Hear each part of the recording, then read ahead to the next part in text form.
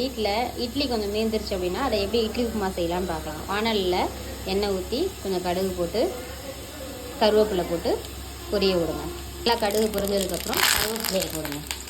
வதக்கி வச்சுருந்த பெரிய வெங்காயம் 2 மிளகாய், ஏன்னா எங்கள் வீட்டில் 4 இட்லி தான் மீதி இருக்கிறதுனால அதுக்கு தேவையான அளவு வெங்காயமும் மிளகாயும் போட்டு வதக்குங்க.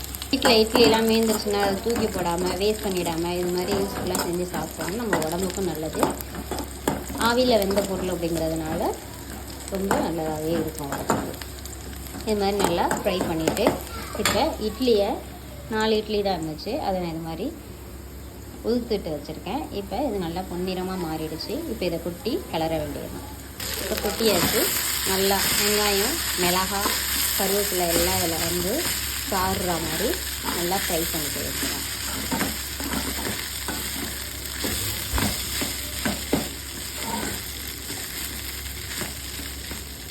நல்லா ஃப்ரை பண்ணிவிட்டு கடைசியாக கொத்தமல்லி தழை தூவி இறக்கிட வேண்டியதான். இப்போ சுவையான idli upma ready. Idli upma ready friends. நீங்களும் இதே மாதிரி செஞ்சு பாருங்கள். செஞ்சுட்டு என்னுடைய வீடியோவை சப்ஸ்கிரைப் பண்ணுங்கள், லைக் பண்ணுங்கள், உங்களுடைய ஃப்ரெண்ட்ஸுக்கு ஷேர் பண்ணுங்கள். Thank you viewers.